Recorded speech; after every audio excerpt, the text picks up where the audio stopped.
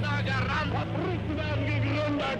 Herrliches deutsches Volk und unser liebes deutsches Reich.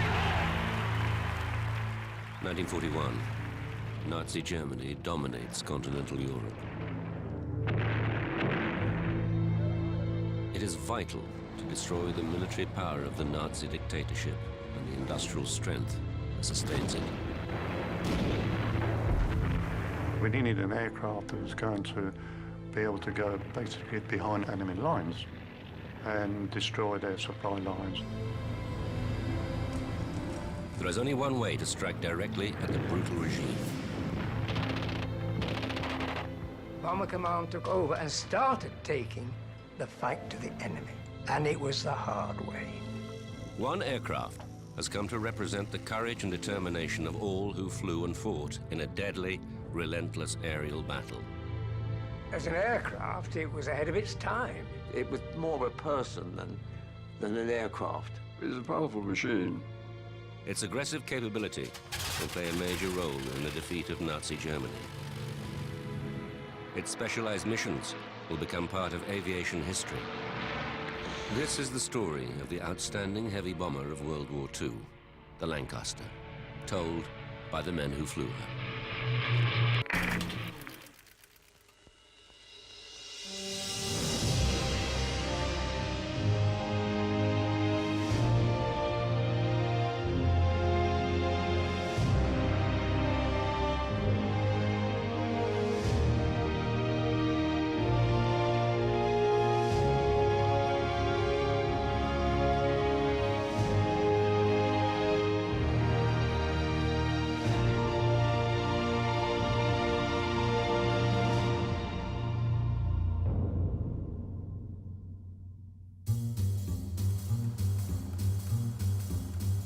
As they have done many times before in the long and deadly war against Nazi Germany, aircrew of Bomber Command gather for the briefings that will detail their targets for the night.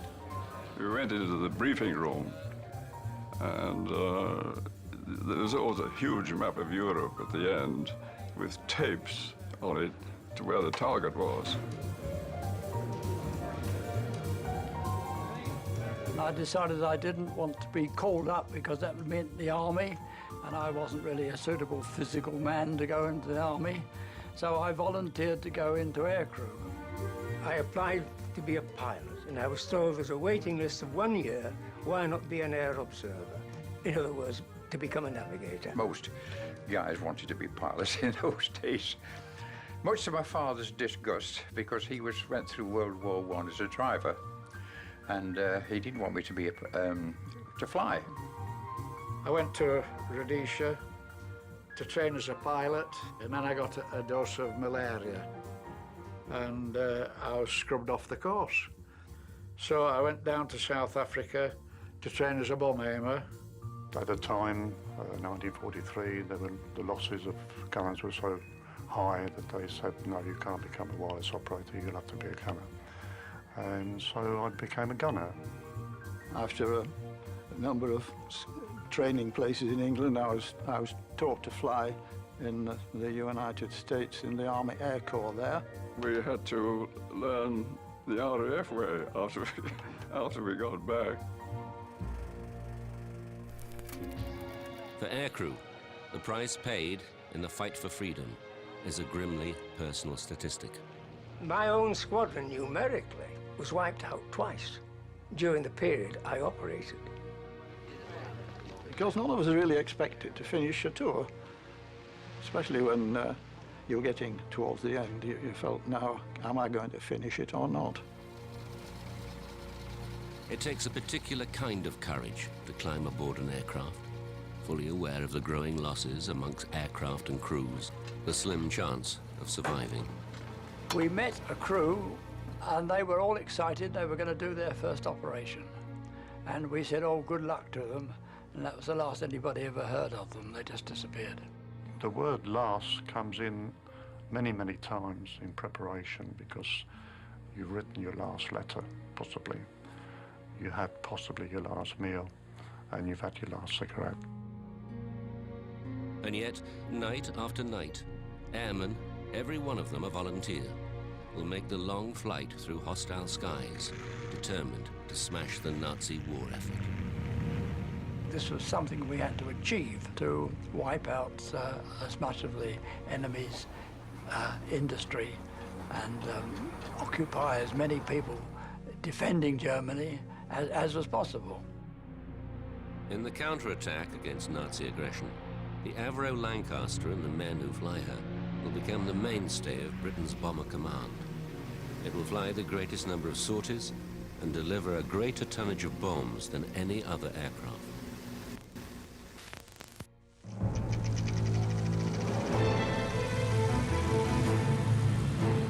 Bomber Command entered the war equipped with twin-engined aircraft that are no match for the enemy they would face.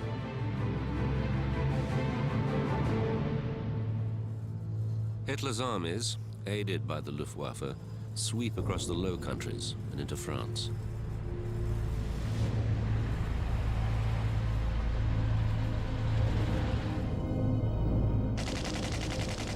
The men and machines of Bomber Command join the fight to disrupt the advance. It becomes a losing battle. The Blenheims during the day were sitting ducks to the single-engine fighters. The Blenheims and the battles, of course, they were the main casualties in the Battle of France, where they were shot down. Well, complete squadrons were shot down sometimes. Faced with the demands of modern warfare, these aircraft, with basic equipment and limited range, are completely inadequate for the task demanded of them. On the 17th of May, 1940, 12 Blenheims were sent to a place called Jean Bleu. How many aircraft of those 12 do you think we lost? A lot. All 12. Hard lessons are being learnt at great cost. We were sitting ducks, very battled squadrons. Handley Page Hamden squadrons, Whitley squadrons, and Blenheim squadrons in 1940 were almost decimated. At Dunkirk, British forces are evacuated from France. Britain and her Commonwealth stand alone. Only Bomber Command can carry the fight back to the Nazi homeland. Where we were backed against the wall and going to take back and going to push Hitler off his couch. Lacking equipment and instruments capable of precision navigation and targeting, only 1 in 3 aircraft succeeds in getting within 5 miles of its target. 50% of bombs fall in open countryside. A map reading isn't all that easy, you know, particularly if you're traveling at about 180 miles an hour. 21, 50. That's 3 miles a minute, and if you're 20 seconds in thinking, scratching your backside, you know, you've gone a long way off track.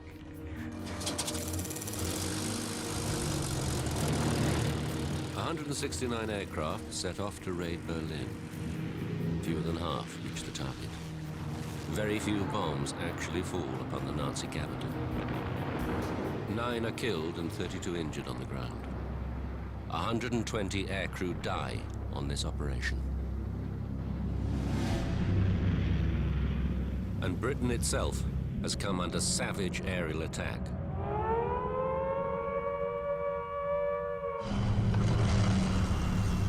They started bombing out open cities.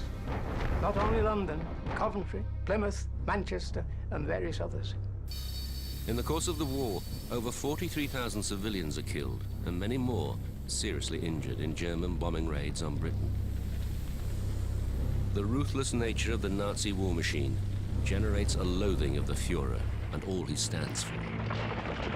What do you think about us going over to Berlin and doing the same to them? I should think so, too. A bit worse than this, I hope, with a wicked bugger like he is. Bomb them tenfold. I'm sorry for the women and children of Berlin, but what about the women and children of this country? Well, if I was a man, I'd go over there and I'd give them the same as what they've gave us here. There became an urgent need for aircraft powerful enough to cross the inhospitable skies of occupied Europe and strike hard at the heart of the Third Reich. A new generation of warplane is developed, the four-engined heavy bomber. They are the Sterling, the Halifax, and the aircraft that will be described as the finest bomber of World War II, the Avro Lancaster. We shall not fail or falter. We shall not weaken or tire. Give us the tool, and we will finish the job.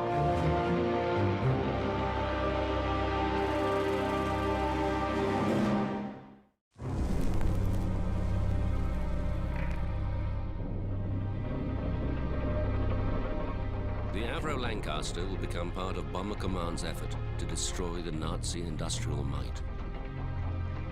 It will play the major role in this operation, but its origins lay in another, far less successful design. 3 years before the outbreak of war, Roy Chadwick, Avro's chief designer, responds to an Air Ministry specification for a twin-engine medium bomber, powered by 2 Rolls-Royce Vulture engines. The first prototype of this aircraft, the Avro Manchester, flies on the 25th of July, 1939. Problems are immediately obvious. The Vulture engines lack power, and there are handling problems while in flight. However, when war breaks out 6 weeks later, the Manchester bomber is rushed into service. But the Vulture engines are prone to bearing failures and overheating, causing fires. In spite of modifications, the Manchester continues to suffer numerous problems, affecting its performance and reliability. The Manchester was completely underpowered and quite useless. At Avro, Chadwick and his team of designers are already planning to develop the Manchester into a potent 4-engine bomber, with the highly successful Rolls-Royce Merlin engine replacing the unreliable Vulture. Roy Chadwick added another 4 foot 6.5 on each wing span and made it a 4-engine job, and that was absolutely ideal. Here the propeller is being introduced to the aeroplane, of which in the future it will be an integral part.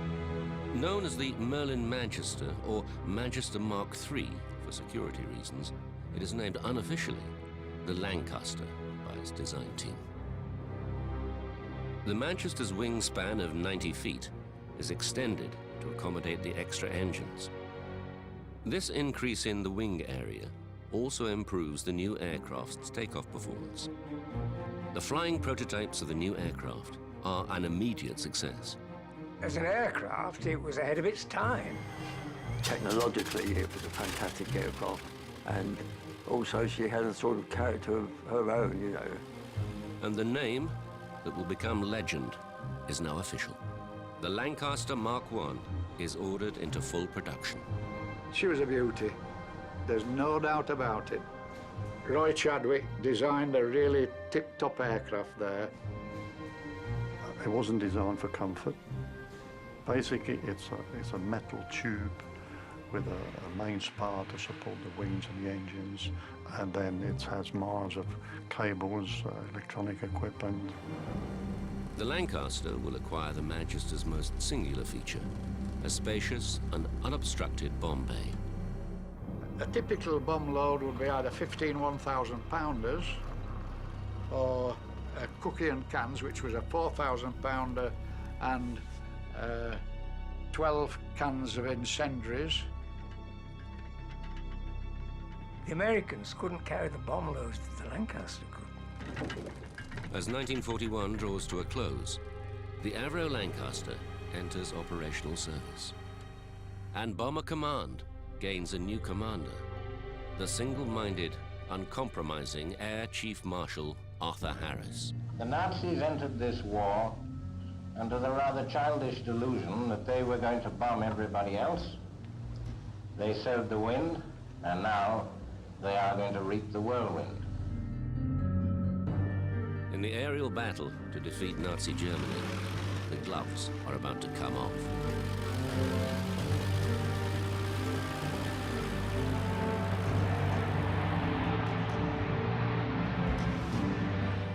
The gathering strength of Bomber Command will be used to wreck the centers of German war production, shattering the confidence of munitions workers, forcing them to abandon their factories. The civil population of Germany have, however, an easy way to escape from these severities. Abandon their work and go out into the field and watch their home fires burning from a distance. The Lancaster makes its first operational sortie. It is an unremarkable debut for such a remarkable aircraft, as 4 Lancasters from 44 Squadron take part in a night operation, sowing anti-shipping mines off the German coast. The first operational bombing mission for the Avro Lancaster comes 7 days later. 2 Lancasters join a force of 124 other aircraft in a night raid on the German city of Essen. 4 aircraft are lost during the raid.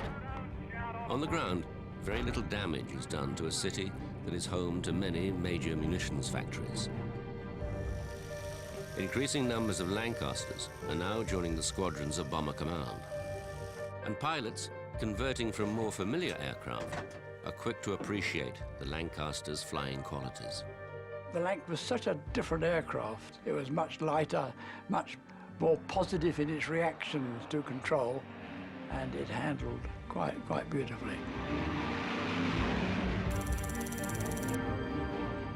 A force of 12 Lancasters embark on a daring daylight raid deep into Germany. Accurate navigation and precision bombing are essential.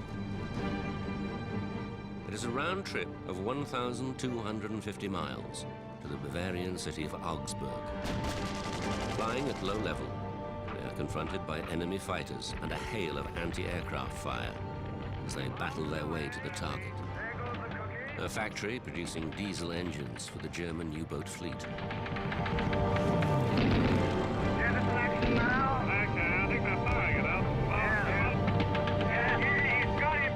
In spite of losses, 8 Lancasters make it through the barrage to deliver their bombs precisely on target.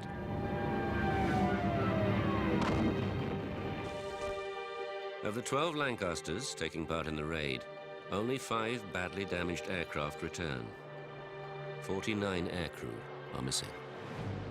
Squadron leader John Nettleton, who 5 weeks earlier had led the first operational flight made by Lancasters, wins the Victoria Cross for his part in the operation and becomes a national celebrity, touring factories in Britain, addressing the workers.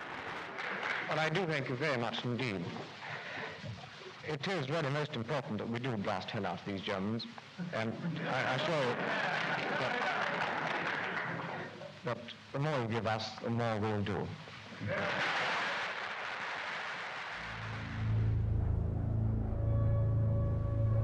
Production of submarine engines at the Augsburg factory is halted, but the plant is back in operation within several weeks.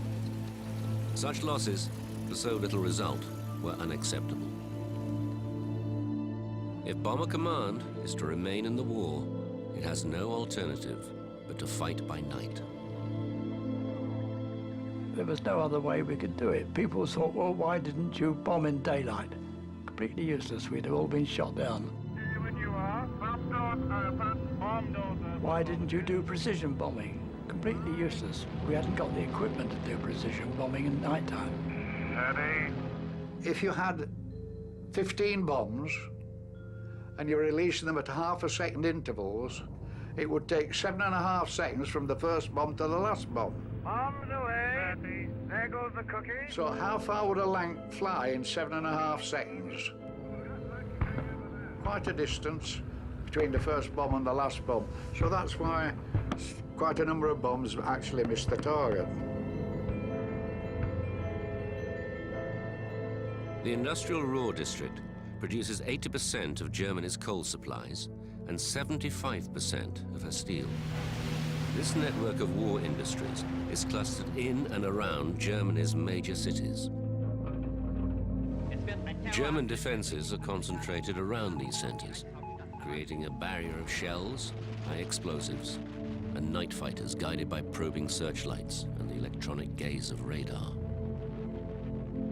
Searchlights could be a problem, and they had what was known as a master searchlight, which was a blue searchlight, which suddenly latched onto you and it's radar controlled and you couldn't dodge it. The airmen of Bomber Command will confront the increasing strength of these defenses as Air Marshal Harris intensifies the aerial bombardment of the Third Reich. Cologne, Lubeck, Rostock, those are only just the beginning.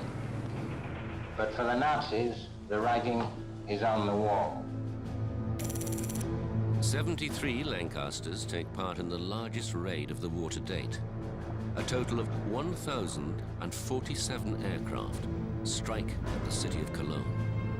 That's not on your mind. Your mind is on the job you're there to do. 41 aircraft are lost. In Cologne, production is halted at 36 major factories. 70 others have their output reduced by half. Within a month, production is back to normal in the damaged city. Arthur Harris intends Bomber Command to become a war-winning weapon of devastating power. He resolves to strike harder and repeatedly at the enemy's resources.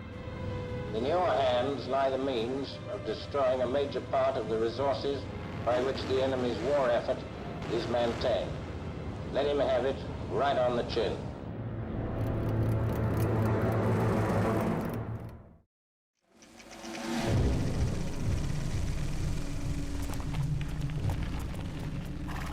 Hitler's dream of total victory has not been realized.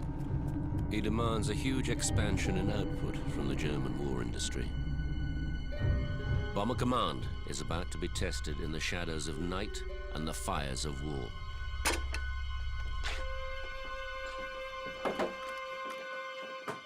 The head of Britain's bomber force is a staunch advocate of his command's ability to shorten the war. There are a lot of people who say that bombing can never win a war. Well, my answer to that is that it has never been tried yet, and we shall see. Bomber Command aircrew are aware of the crucial role they play in crippling the German war effort and the high cost involved.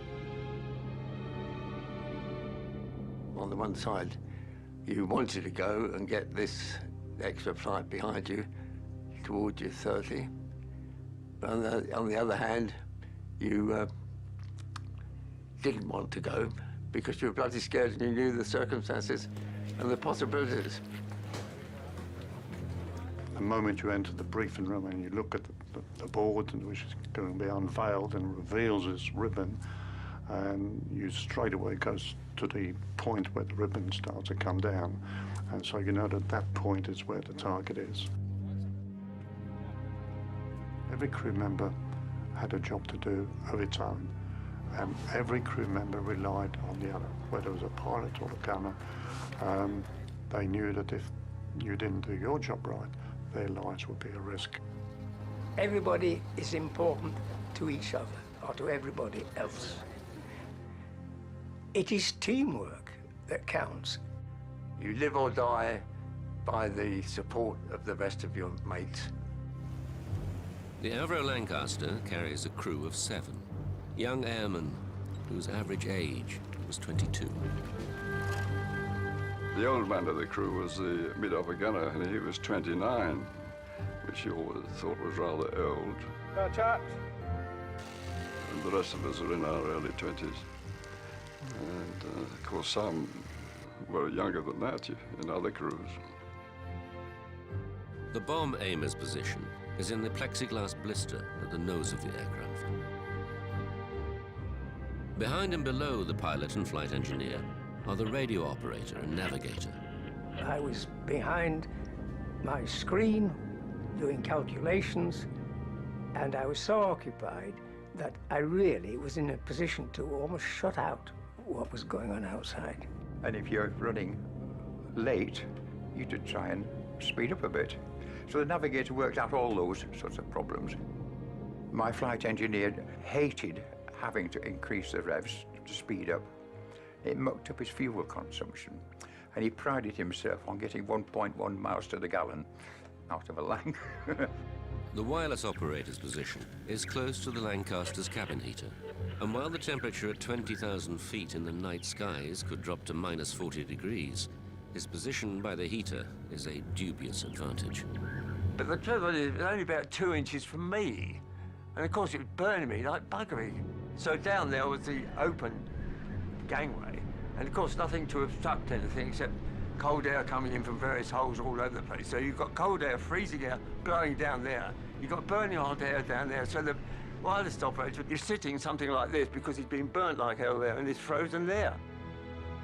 Far back in the fuselage, separated from the rest of the crew, are the mid-upper and the rear gunner positions.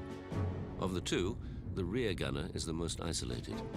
He crouches behind 4 Browning machine guns, exposed to the elements, as well as the gunfire of stalking night fighters. You're at the very, very end of the aircraft. You're suspended, if you like, in mid-air. It is hard to imagine the reality of the rear gunner's situation in a space so cramped he is unable to wear his parachute. Faced with the prospect of being trapped in a disabled turret, unable to escape as his crippled aircraft plunges from the sky, it is the most vulnerable of locations.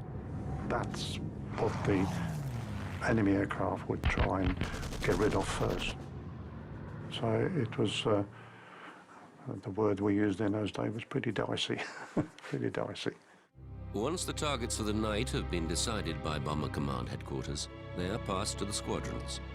The airfields become a hive of activity as they prepare for another operation in the unremitting, relentless battle.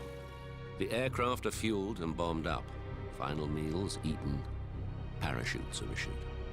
And the WAF girl who would issue the parachute always had the standard joke, bring it back if it doesn't work, you know. You always had the feeling that the ground crew, it was their aircraft, and they were only lending it to us to go and do a job. We couldn't take off without them. We couldn't fly without them. They were the boys who were 100% necessary. Not enough praise was given to a ground crew. They were absolutely A1.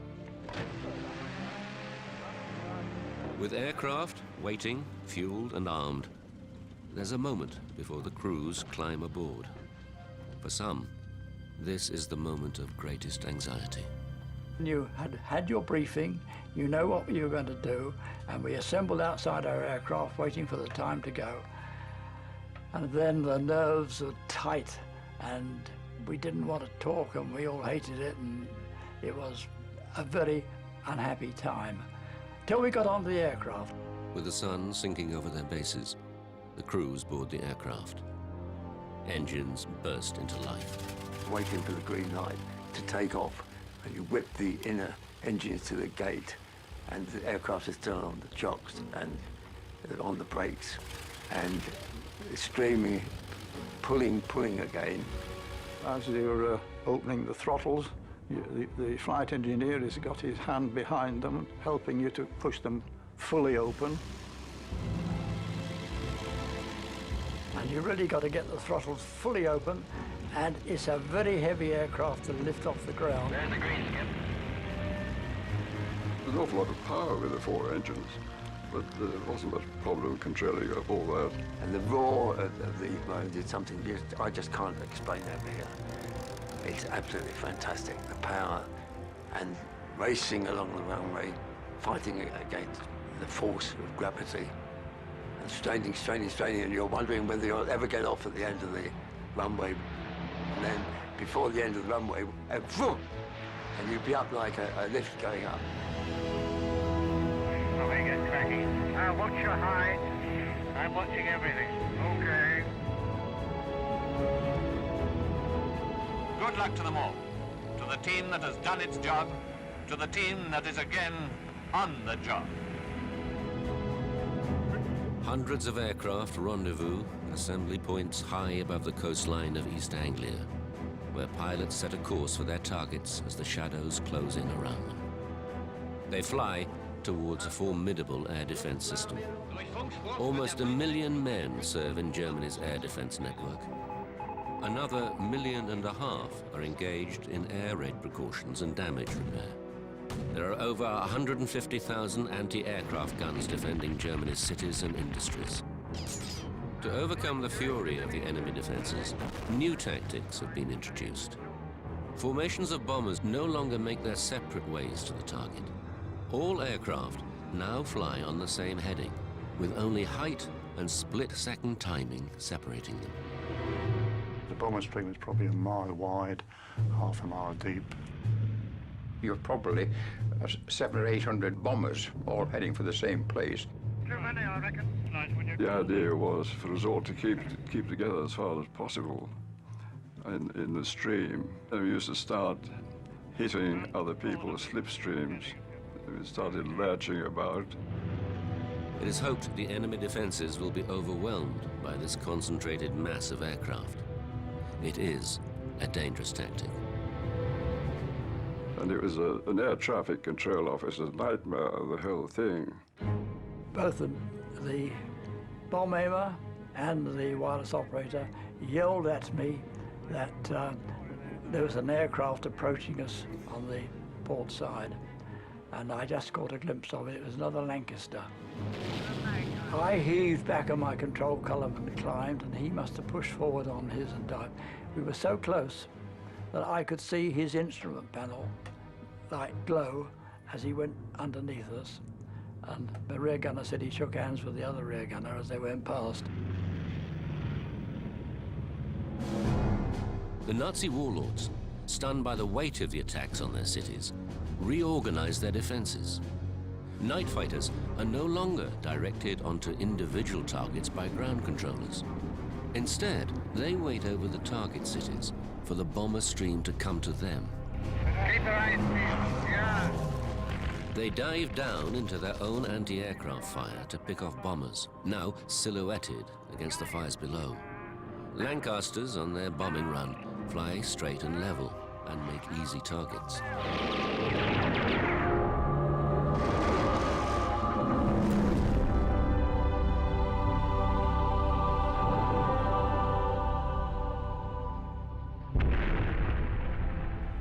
We suddenly saw another Lancaster burst into flames, and I can remember to this day Leo, a skipper, shouting at us, "Concentrate, it could be us next."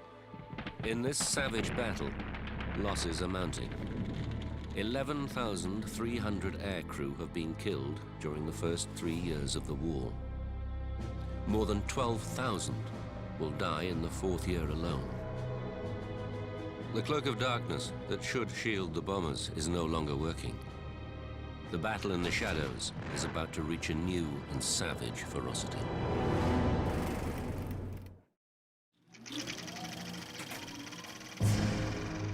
The commanders of the Allied bombing squadrons have been tasked with the destruction and dislocation of the German military, industrial, and economic system. Aircraft are now equipped with a variety of electronic devices developed to baffle and confuse the enemy defenses. One of them is surprisingly simple.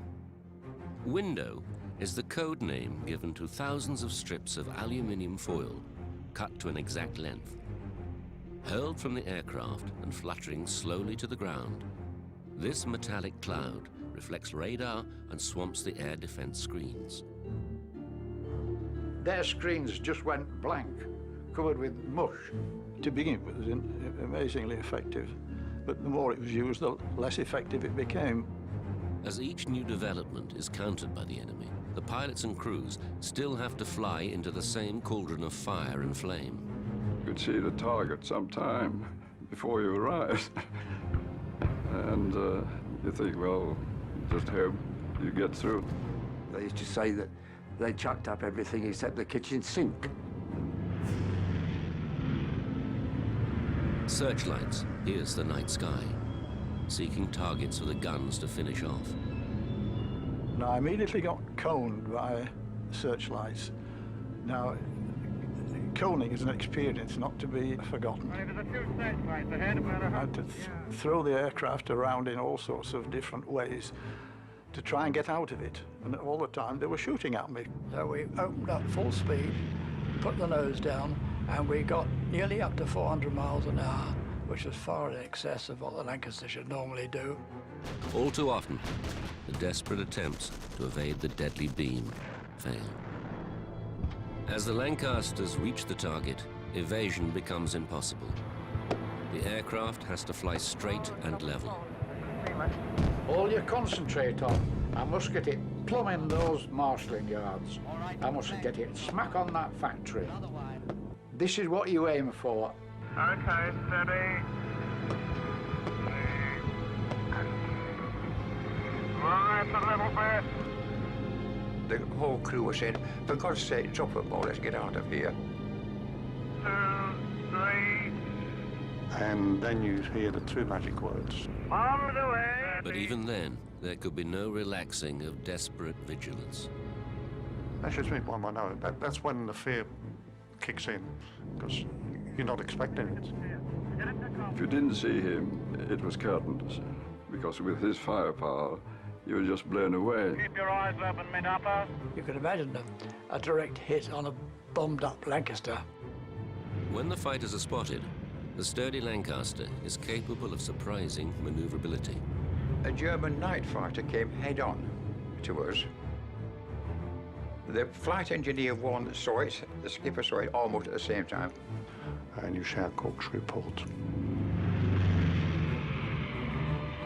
You descend at a high speed, and then you heave back and swing the aircraft right over the other way and climb hard as you can go, and everything's going flat out.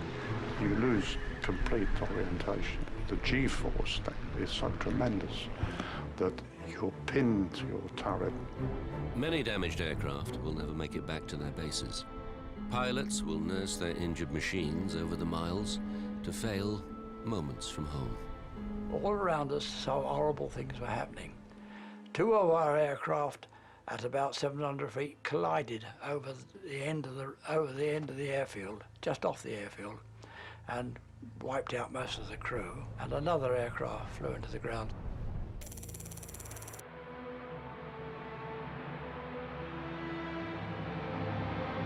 "19 Lancasters of 617 Squadron carry out Operation Chastise, the attack on the dams of the Ruhr Valley.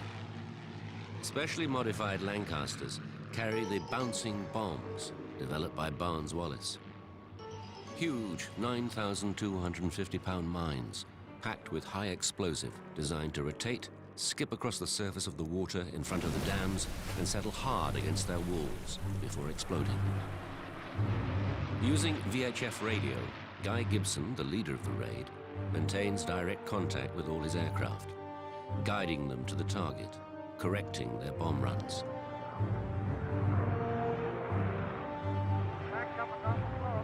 It is the first use of the master bomber technique.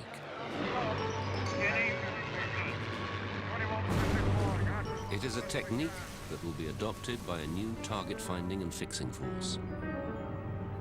Fitted with the latest navigational equipment and trained intensively in precision bombing, the Pathfinder force will be the first over the target, marking the precise aiming points.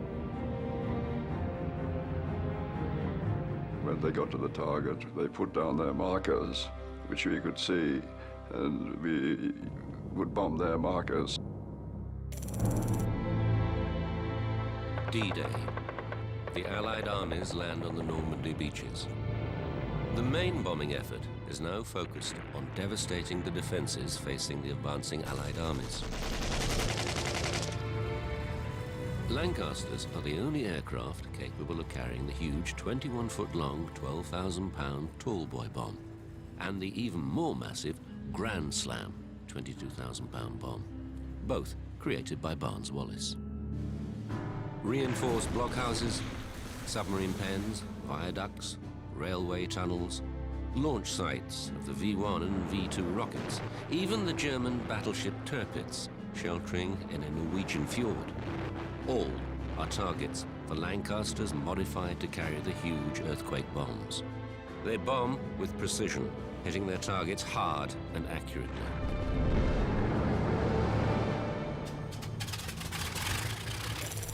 Operation Thunderclap. 796 Lancasters form the main strike force targeting the German city of Dresden. Classified as a major rail and communications center. To the aircrew of Bomber Command, it is another long and dangerous mission. It was just a case of there was a job to be done, and you do it to the best of your ability, and you hope that every little bit that you do shortens the war that little extra bit, that little bit. War is war. Inevitably, people are going to get killed, the same as they got killed in London, Coventry, and everywhere else. Well, there's a target straight ahead, Skip. It is a raid that will cause a controversy that endures today.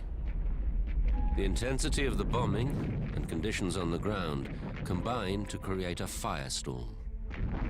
It was just Dante's Inferno for the people on the ground. The bombing of Dresden will focus attention on the civilian casualties caused by Allied bombing. There will be claims and counterclaims as to the importance of Dresden as a military target. Sir Arthur Harris will be held responsible for ordering the raid. It will taint his reputation for years to come. But the reasons for this particular raid are varied and controversial.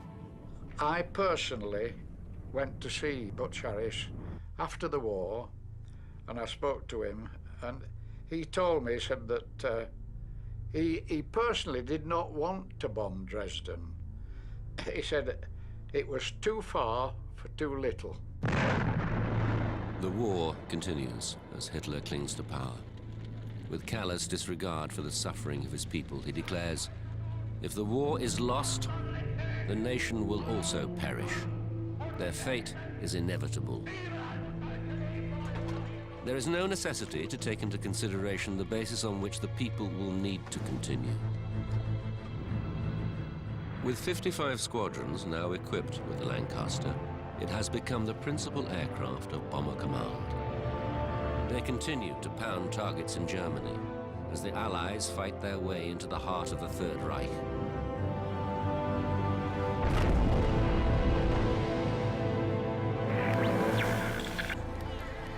In sudden contrast to their usual role, Lancasters are given a humanitarian mission, Operation Manna. A couple of months before the war finished, and there we were faced with something totally different from our normal job. The Dutch, particularly in the western part of Holland, were starving. A week before, we'd been bombing Bremen at 18,000 feet. And here we were now on a mercy flight, pushing all these different types of food, powdered eggs, chocolates, all sorts of things, push them up to Bombay. 31 Lancaster squadrons take part in Operation Manna, flying over 3,000 sorties in 9 days. There was a big white cross in a field. That was our drop-in zone. But as you flew across the town, thousands and thousands of people in the streets and the fields, hanging out the windows, on top of the roofs, and they were all waving at you. I shall never forget this sight in my life. They had got up to every roof, every top, and they had got pillar slips and white blankets and so on, and they had spelled out on the rooftop, God bless you. There were tears in our eyes, I can tell you that. And the last trip we did, we just got across the sea at noontime, and we heard on the RT, Mr. Churchill, announcing the official end of the war. Signed the act of unconditional surrender of all German land, sea, and air forces in Europe. Long live the cause of freedom. The European war is over. Lancasters assist in the homecoming of Allied prisoners of war. There was Operation Exodus, which was a repatriation job. These British prisoners of war, some of whom have been in enemy hands for 5 years, are on their way home by air. Seeing those guys' faces up thinking they were going to be home for their first Christmas. Of a total of 7,377 Lancasters built, some 3,500 are lost on operations. We gave our services for the peace of this country. It is an aircraft that will be forever associated with the men of Bomber Command. But every time an aircraft didn't come back, that was 7 people. We played a part in bringing the war to a swifter end. Of the 125,000 aircrew who served in Bomber Command during the war, 73,000 became casualties. 55,573 of them killed performing their duty. It was the highest loss rate of any of the British armed forces in the Second World War. The Lancaster fought a war for 1942 right through to 1945 as the main aggressive side of our war effort. Their controversial commander would pay tribute to the men who flew and fought in the battle. There is no parallel in warfare to such courage and determination in the face of danger over so prolonged a period. Such devotion must never be forgotten.